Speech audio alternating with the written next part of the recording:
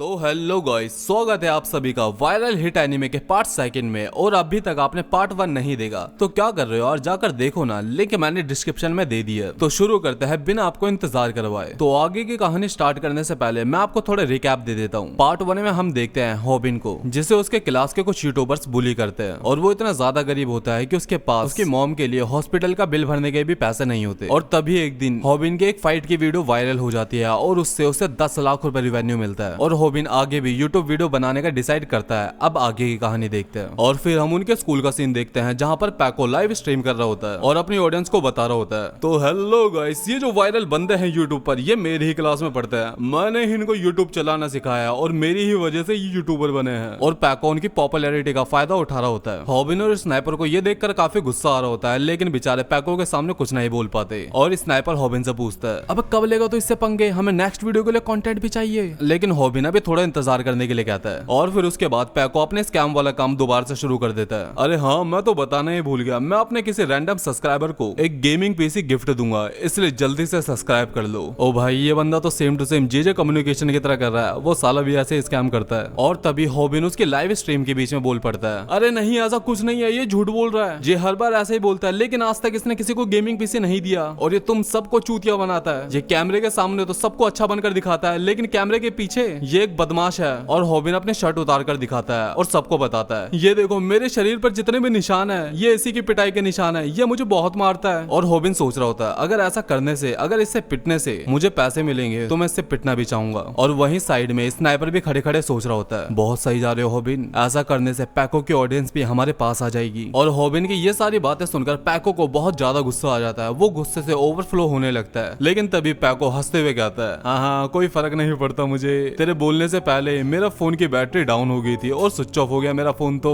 और ये बात सुनकर पार्क और स्नाइपर के होश उड़ जाते हैं। और फिर पैको हॉबिन को मारना शुरू कर देता है, क्या बे साले, एक्सपोज करेगा मुझे मच्छर से। और वहीं दूसरी तरफ स्नाइपर ने लाइव स्ट्रीम चालू कर दी होती है और पैको को हॉबिन को मारता हुआ देखकर उसकी ऑडियंस उसे खूब गाली दे रही होती है और सबको पैको की असलियत पता चल जाती है। और इसी की वजह से उनके चैनल पर सब्सक्राइबर्स बढ़ने लग जाते हैं। और हॉबिन सोच रहा होता है, क्या सच में मार खा के पैसा कमाया जा सकता है? क्या लोगों को सच में एक कमजोर को पिटता हुआ देखना इतना ज्यादा पसंद है? मुझे सब कुछ ठीक करने के लिए मोटा पैसा कमाना है, और इसीलिए इन वीडियो को चलना काफी ज्यादा जरूरी है। और हॉबिन सोचता है, कैसा होगा अगर एक कमजोर लड़का पिटने के बजाय उस बुली लड़के को मारने लग जाए। और ये सारी बातें सोचकर हॉबिन फाइट के लिए रेडी हो जाता है। और वहीं दूसरी तरफ स्नाइपर सोच रहा होता है कि हॉबिन के अंदर इतनी ज्यादा हिम्मत कहां से आ गई, अगर वो चुपचाप मार खा लेता तो ये सब कुछ जल्दी खत्म हो जाता। लेकिन वहीं दूसरी तरफ हॉबिन को तो फटी पड़ी थी। हॉबिन सोच रहा था कि यार, ये सब कुछ जल्दी खत्म क्यों नहीं हो जाता, सब लोग बस खड़े खड़े देख रहे हैं, कोई हमें रोकता क्यों नहीं। लेकिन हॉबिन अब खुद से भी पीछे नहीं हट सकता था। और हॉबिन पैको की बॉडी देखता है और फिर उसके बाद खुद की बॉडी देखता है, जो कि एकदम चुसे हुए आम की तरह लग रही थी। और हॉबिन अपने मन में सोचता है,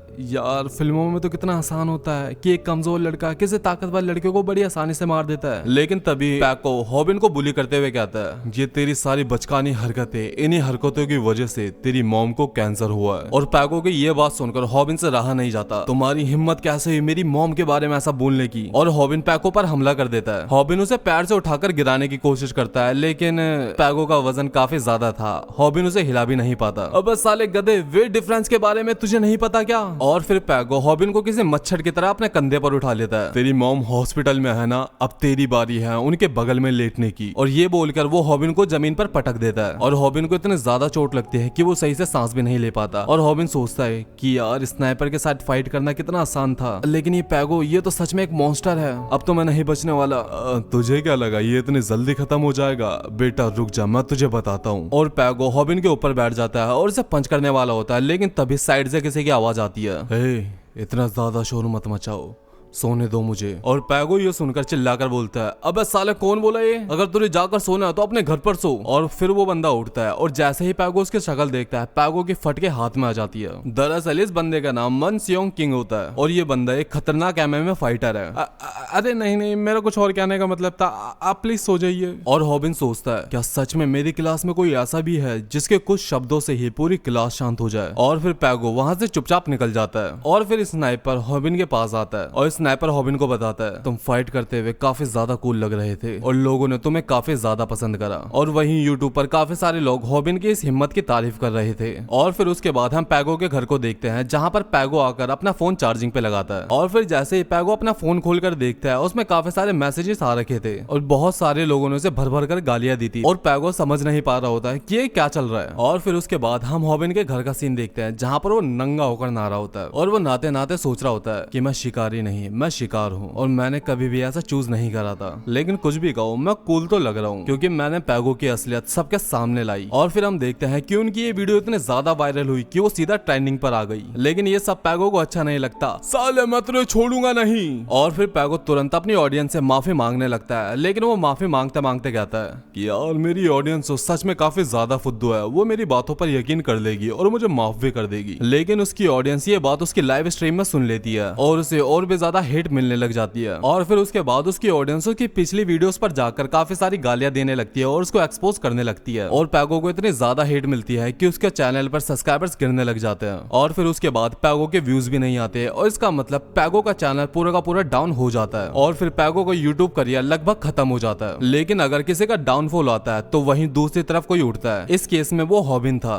जो कि ऊपर उठ रहा था। और उसके बाद हम अगले सीन में देखते हैं जहाँ पर स्नाइपर और हॉबिन बैठकर अपने चैनल के बारे में बातें कर रहे होते हैं और वो बताता है कि हम अपने चैनल पर खाली फाइटिंग वीडियोस ही डालेंगे लेकिन एक दिक्कत है। और स्नाइपर बताता है कि हमें पैसे व्यूज के नहीं उस पर चलने वाली एड्स के मिलते हैं और हमारी वीडियो जितनी ज्यादा लंबी होगी हम उतने ज्यादा एड उसके ऊपर लगा पाएंगे और हम उतने ही ज्यादा पैसे भी कमा पाएंगे। लेकिन असली फाइट में तो तुम 1 मिनट भी नहीं टिप पाओगे और अगर इतनी छोटी छोटी वीडियोस हम डालते रहे तो हमारा यूट्यूब करियर जल्दी ही खत्म हो जाएगा। इसलिए तुम्हें लॉन्ग वीडियो बनानी पड़ेगी। इसके लिए तुम्हें काफी ज्यादा स्ट्रॉन्ग बनना पड़ेगा। और फिर उसके बाद हॉबिन घर पे आकर स्नाइपर की बातों के बारे में सोचने लग जाता है और वो यूट्यूब पर सर्च करता है कि स्ट्रॉन्ग कैसे बने और जो रिजल्ट सबसे पहले उसके सामने आता है वो होता है जिम जाकर बॉडी बनाओ। अबे साले मेरे पास इतना टाइम नहीं है, कोई आसान तरीका बता। और फिर हॉबिन जूडो कराटे रेसलिंग इन सब के बारे में सर्च करता है लेकिन इन सब में काफी ज्यादा टाइम लगने वाला था। और फिर हॉबिन खुद से कुछ सीखने की कोशिश करता है और वो यूट्यूब पर कुछ सर्च करता है लेकिन तभी उससे कुछ गलत टाइप हो जाता है। लेकिन उससे भी उसके सामने एक चैनल आ जाता है जिसका टाइटल होता है हाउ टू फाइट, लेकिन फाइट की स्पेलिंग गलत थी। और हॉबिन जैसे उस चैनल के अंदर देखता है तो उसके अंदर काफी सारी वीडियोस थी लेकिन सबके ऊपर 0 व्यूज थे। और हॉबिन जैसे ही वीडियो खोलता है उसके सामने एक मुर्गे का मास्क पहना हुआ बंदा आता है जो कि फाइट कैसे करे इस बारे में सिखाता है और इस बंदे का नाम हमें सैमडक बताया जाता है। और हॉबिन उसकी वीडियोस को देखने लगता है और उसके अंदर सैमडक बताता है अगर तुम किसी भी फाइट को जीतना चाहते हो तो अपने इमोशंस को कंट्रोल में रखो। और फिर सैमडक अपने पहली टेक्निक के बारे में बात करता है जो होती है बिना दर्द के मार खाना। और ये बात सुनकर हॉबिन के तोते उड़ जाते हैं और हॉबिन सोचता है अरे यार ये फिर से एक फेक वीडियो है, ये सारे लोग ऐसे ही लोगों को पागल बनाकर पैसे कमाते हैं। और फिर हॉबिन उदास होकर वहां से चले जाता है। और फिर उसके बाद हॉबिन वहां पर आ जाता है जहां पर वो पहले जॉब करता था क्योंकि वो अपनी जॉब छोड़ना चाहता है क्योंकि उस काम से वो इतने ज्यादा पैसे नहीं कमा पाएगा जितने की उसे जरूरत है और ना ही वो अपनी माँ का इलाज करवा पाएगा। और तभी अंदर स्टाफ रूम में बात चल रही होती है कि वो लड़का तुम जानते हो उसको, वो काम छोड़ रहा है अपना जिसने वो बर्गर काफी जल्दी रेडी कर दिया था। और भूमि भी ये बात सुनती है और वो समझ जाती है कि हॉबिन के बारे में बात कर रहे हैं सारे। हाँ मेरे बच्चे तुम अब फेमस हो चुके हो, तुम यहाँ पर काम क्यों करना चाहोगे?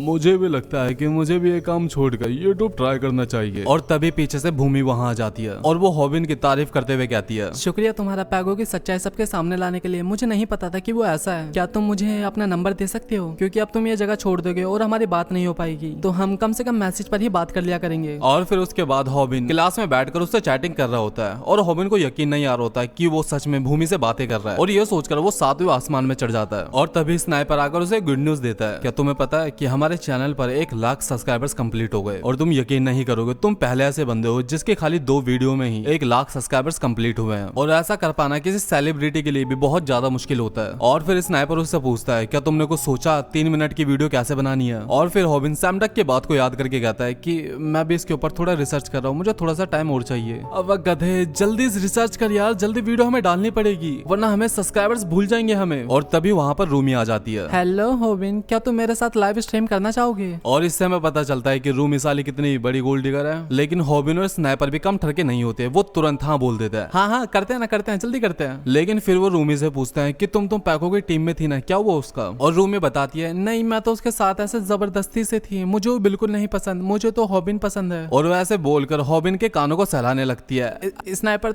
तुम बताओ क्या करना है। और स्नाइपर कहता है क्या तुम अपनी दोस्त को भी साथ लेकर आओगी तो हम डबल डेट कर सकते हैं। और तभी वहाँ पर पैगो आ जाता है जो कि सच में काफी ज्यादा गुस्से में होता है। हॉबिन तूने मेरा यूट्यूब करियर खत्म कर दिया, अब तू मेरे हाथों से नहीं बचने वाला। और फिर पैगो हॉबिन को मारने के लिए उसके पास आ जाता है, लेकिन हॉबिन सैम डक की बातों को याद करता है कि अपने इमोशंस को कंट्रोल करो। और हॉबिन वैसा ही करता है और हॉबिन उसके पंच को डॉच कर लेता है। और हॉबिन को रियलाइज होता है कि सैम डक की बातें तो सच साबित हो रही है। और फिर उसके बाद पैगो जैसे उसको पंच मारने वाला होता है, हॉबिन उस जगह से हिलता नहीं और उसका पंच खाने के लिए रेडी हो जाता है। लेकिन तभी पैगो देखता है कि स्नाइपर ने लाइव स्ट्रीम चालू कर दी होती है और वो वहीं पर रुक जाता है। हाँ बहुत बढ़िया आ रहे हो, स्टार्ट करो ना। स्नाइपर साले अभी तो तू बच गया, लेकिन देखना अगली बार तुम मुझसे नहीं बच पाएगा। और पैगो वहां से चले जाता है, लेकिन हॉबिन वहीं पर फ्रीज होकर सैम डक की बातों को सोचता है कि क्या चल रहा है, सैम डक की बातें तो एकदम सच साबित हो रही है। और फिर हम हॉबिन को देखते हैं जहाँ पर वो स्नाइपर का इंतजार कर रहा होता है। और जब तक स्नाइपर आ रहा होता है हॉबिन भूमि से बातें करने लग जाता है। और 3 दिन लगातार चैटिंग करने के बाद भूमि उसे कॉल पे बात करने के लिए कहती है। और ये पढ़कर हॉबिन की आंखें बाहर आ जाती है और हॉबिन उसे कॉल करने की सोचता है। और तभी पीछे से 2 कपल्स आ जाते हैं जो कि उसके फैन होने का दिखावा कर रहे होते हैं। अरे ये तो वही है ना, अरे हम तुम्हारे बहुत बड़े फैन है। Thank you. और वो उसके पास आकर पूछ रहे होते कि यार तूने तो यूट्यूब से काफी ज्यादा पैसा कमा लिया होगा ना। और हॉबिन उन्हें बताता है कि नहीं अभी तक तो मैंने यूट्यूब से एक पैसा भी नहीं कमाया। और फिर उसके बाद वो हॉबिन को एक कोने में लेके जाकर उसकी चेकिंग करने लगता है। लेकिन तभी वहां पर स्नाइपर हॉबिन को बचाने के लिए आ जाता है। रुक जाओ हॉबिन, मैं तुम्हें बचाने के लिए आ रहा हूँ स्नाइपर। और जैसे ही स्नाइपर वहां पे आता है वो बंदा उसे एक ही मुक्के में ढेर कर देता है और उन्हें कुछ नहीं मिलता तो वो हॉबिन का फोन लेकर ही चले जाते हैं। ये फोन हम लेकर जा रहे हैं वरना तुम पुलिस को कॉल कर दोगे। और हॉबिन सोच रहा होता है कि वो फोन उसके अंदर तो भूमि का नंबर है, प्लीज मुझे मेरा फोन वापस कर दो ना, मैं उस फोन के लिए अपनी जान भी दे सकता हूँ। अरे यार तुम्हें लेकर ही जाना है तो इसका फोन लेकर जाओ ना, इसका फोन ज्यादा अच्छा है मेरे से। लेकिन फिर उसके बाद स्नाइपर खड़ा होता है और बताता है अब पागल है क्या, मैंने फाइट में आने से पहले लाइव स्ट्रीम चालू कर दी थी और ये देख सारे के सारे फैंस तुझे चेयर कर रहे हैं और उनसे फाइट करने के लिए कह रहे हैं। और स्नाइपर बताता है कि वो दोनों कपल यहाँ पर बहुत ज्यादा फेमस है, अगर तुम उन दोनों कपल से फाइट करोगे तो तुम्हारी वीडियो ज्यादा वायरल होगी और तुम ज्यादा पैसे भी कमा पाओगे। और पैसों की बातें सुनकर हॉबिन सोचता है अगर मुझे दोबारा से मार खाने पर पैसे मिलने वाले हैं तो इसमें क्या बुराई है। और फिर हॉबिन अपने व्यूअर से कहता है तो फिर लाइव स्ट्रीम के लिए रेडी हो जाओ। तो गाइस यही थी आज की वीडियो, आई होप आपको वीडियो पसंद आई होगी। तो इसका नेक्स्ट पार्ट कल अपलोड हो जाएगा, तो मिलते हैं कल के नेक्स्ट वीडियो में।